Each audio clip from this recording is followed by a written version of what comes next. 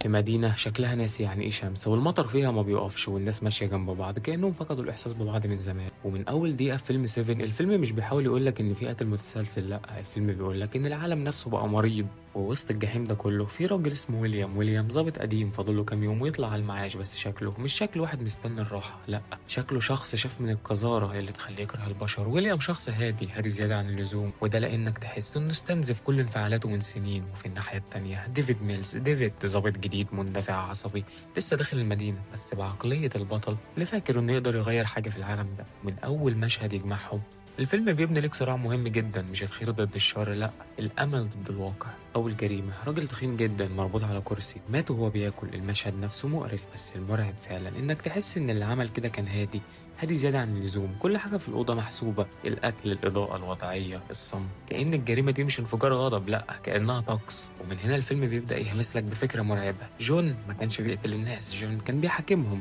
ومع كل جريمة الفيلم بيخنقك أكتر، مش بالعنف لأ بالإحساس إن المدينة نفسها متعفنة. حتى التصوير معمول بالطريقة دي، كادرات ضيقة جدا كأن الشخصيات محبوسة جوه الإطار، الإضاءة صفرة باهتة والألوان كلها ميتة، مفيش لون مريح للعين. وده اللي يخلي الفيلم من أكتر الأفلام اللي بتوصف لك القرف بصريا. وواحدة من أذكى الحاجات اللي الفيلم عملها إنه عمره ما قالك اسم المدينة، ودي مش صدفة لأن المدينة هنا مش مكان محدد، لأ أي مدينة ممكن تبقى كده، أي مجتمع ممكن يوصل للمرحلة دي. حتى الناس اللي بنشوفها في الخلفية تحس إنهم فقدوا الإحساس، كأن الموت بقى جزء طبيعي من الحياة.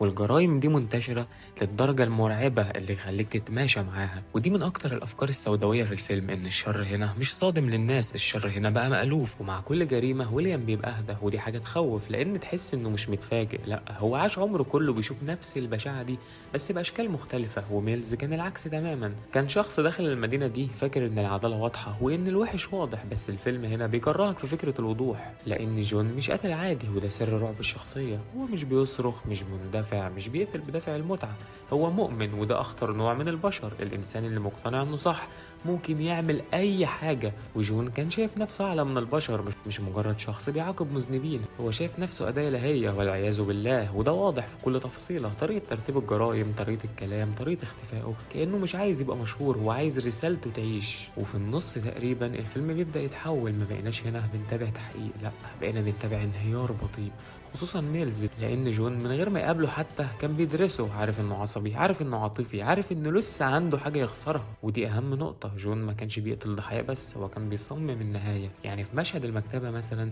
الفيلم فجاه بيهدى، وده غريب لان الفيلم طول الوقت خانقك بالصوت والزحمه والمطر، لكن هنا سكون تام. ويليام قاعد وسط كتب بيدور على معنى، على تفسير، على طريقه يفهم بيها عقل شخص شايف نفسه قاضي للبشريه.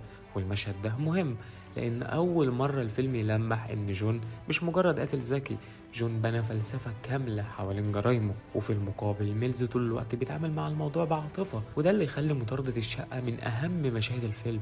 كأن المشهد متصور بشكل فوضوي جدا، المشهد متصور بشكل فوضوي، كاميرا مهزوزة، صوت عالي، جري وسط المطر، كأن الفيلم فجأة انفجر. وده انعكاس لميلز نفسه، هو شخصية متحركة بالغضب مش بالتفكير.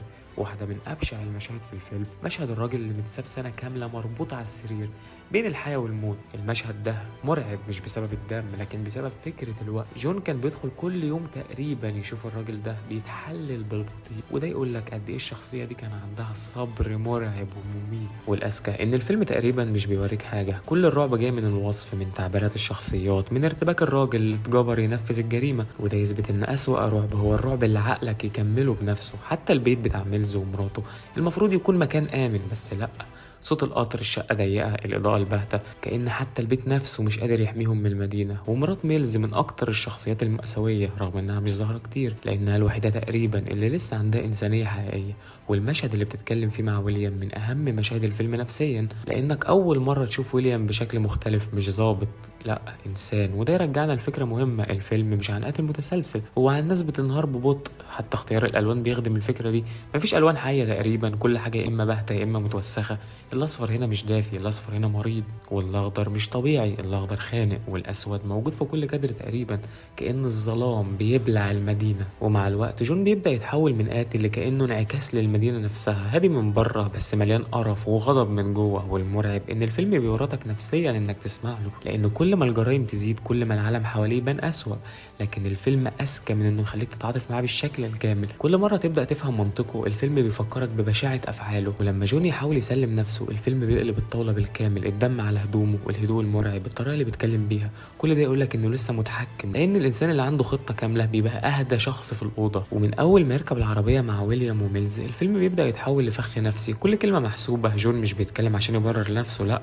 هو بيتكلم عشان يوصل لميلز. وفي الطريق يبدأ يشرح فلسفته، ان كل الناس بقوا وحشين لدرجة انهم محتاجين صدمة. والمخيف ان الفيلم طول الوقت كان بيوريك عالم يخليك تفهم ليه هو مقتنع بده. بس هنا تحديدا الفيلم بيبدأ يسألك سؤال قذر جدا، ايه الفرق بين شخص فقد انسانيته بسبب العالم وشخص قرر يعاقب العالم لانه فقد انسانيته؟ وهنا الفرق مهم جدا. وميلز بيبدأ يتحول فعلا من اول الفيلم وهو مندفع بس كان لسه عنده حدود.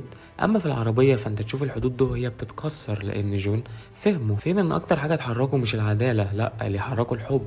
ولما العربية تقف فجأة الفيلم فجأة بيبقى هادي بشكل مرعب، صحراء فاضية، الجو ساكت، المطر اختفى، ودي تفصيلة عبقرية. طول الفيلم المدينة كانت بتغرق في المطر بس في النهاية ولا نقطة، كأن العالم وقف يتفرج على آخر خطوة في الخطة. ولما الصندوق بيوصل الفيلم هنا مش بيوريك الحاجة الصدمة بشكل مباشر، وده أذكى قرار لأن خيال الإنسان أبشع من أي صورة. ويليام أول واحد فهم، أول ما يبص جوه البوكس وشه ما بيصرخش بس بيتكسر. أما ميلز كان لسه بيقاوم الفكرة، هو عارف بس مش عايز يصدق. وجون هنا هادي بشكل مرعب، كأنه أخيرا وصل للحظة اللي مستنيها طول الفيلم أو طول الرحلة. ولما يقول إن ويليام كان حاسد ميلز على حياته، هنا الفيلم بيضرب آخر خطيئة وهي الحسد، ودي عبقرية السيناريو لأن جون نفسه وقع في نفس الخطيئة اللي كان بيعاقب الناس عليها. بس المرعب إنه كان مستعد يموت عشان يكمل الخطة، وده يثبت إن جون من البداية ما كانش هدفه يعيش، هو كان هدفه إنه يثبت فكرة. وفي اللحظة دي جون انتصر بالفعل، مش لما ميلز ضرب النار، لا، جون كسب أول ما عرف إن ميلز هيختار الغضب.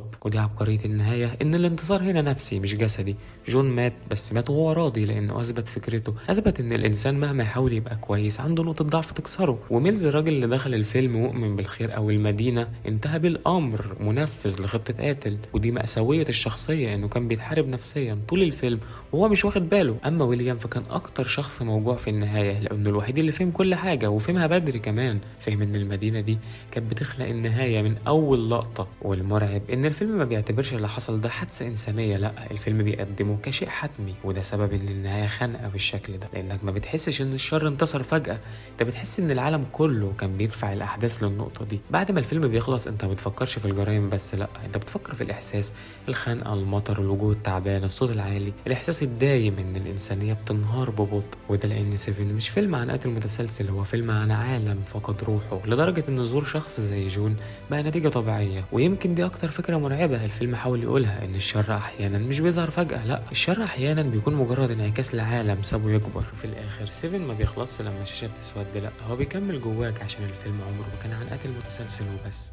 كان عن عالم فقد إحساسه بالبشر بالتدريج. مدينة طول الوقت غرقانة مطر، ناس ماشية جنب بعض بدون رحمة، جرائم بشعة لدرجة إنها بقت مألوفة. وسط العالم ده كله جون ما كانش شايف نفسه وحش، وده المرعب إن أكتر شخص مريض في الفيلم كان مقتنع إنه الشخص الوحيد الواعي. ويليام فهم ده بدري جدا، عشان كده كان تعبان طول الوقت، لأن المشكلة مش في قاتل، المشكلة في عالم كامل بيصنع ناس زيه. أما ميلز فكان آخر شخص عنده أمل، عشان كده النهاية بقت قاسية بالشكل ده، لأن الفيلم أخد إنسان مؤمن بالخير كسره قدامك بالتدريج. وفي اللحظة اللي ضغط فيها على الزنات جون كان خلاص انتصر، مش لأنه عاش، لا، لكن لأنه أثبت فكرته، أثبت إن الإنسان مهما حاول يهرب من الشر كده هيجيله. وده السبب إن سيفن خانق بالشكل ده، مش بسبب الدم ولا الجرائم ولا حتى التصوير، لكن بسبب الإحساس إن النهاية دي ما كانتش ممكن تتغير. من أول نقطة مطر، من أول جثة، من أول نظرة تعب في عين ويليام، الفيلم كان بيقول لك إن المدينة دي مستحيل تطلع منها نهاية سعيدة.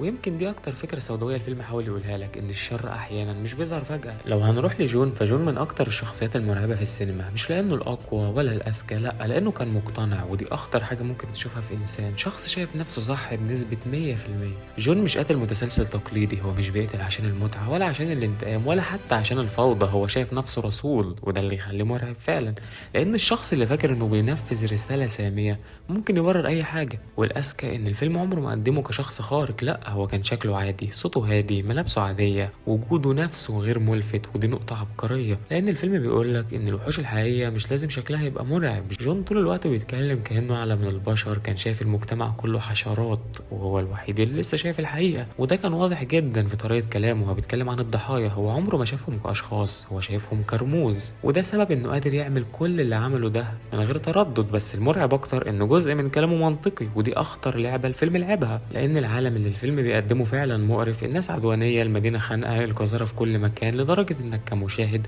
هتبدأ تفهم ليه شخص ممكن يفقد ايمانه بالبشر. لكن هنا عبقرية الفيلم انه يخليك تسمع لجون وبعدين يفكرك انه وحش. عشان كده الشخصية دي فضلت عايشة لحد النهاردة، مش لانها شرير كرتوني، هو انسان وصل لمرحلة شاف فيها نفسه قاضي للبشرية.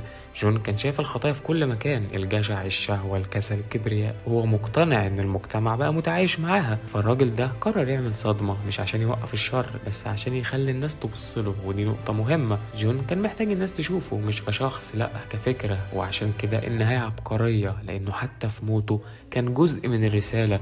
هو من البداية عارف انه هيموت، بس مقتنع انه خطته لو نجحت يبقى موته ملوش اهمية، ودي اكتر حاجة مخيفة في الشخصية، انه ضحى بنفسه بارادته، وده يخليه مختلف عن معظم القتلة في السينما، لان اغلبهم بيحاول يهرب. اما جون فكان ماشي ناحية النهاية بنفسه، والمخيف اكتر انه كان سابقهم كلهم بخطوة من اول الفيلم. هو كان عارف النهاية، عارف ميلز هيعمل ايه، عارف ويليام هيعمل ايه، وعارف ان ويليام برضه هيفهم متأخر، عارف ان المدينة نفسها هتساعد خطته. وده يرجعنا لأهم فكرة في الفيلم، جون ده مش استثناء، هو نتيجة. وبصراحة أنا شايف إن سيفن واحد من أجمل أفلام الجريمة اللي اتعملت، مش بس عشان القصة لكن بسبب الإحساس. الفيلم ده بيخليك متوتر حتى في المشاهد العادية، وده بسبب عبقرية الإخراج.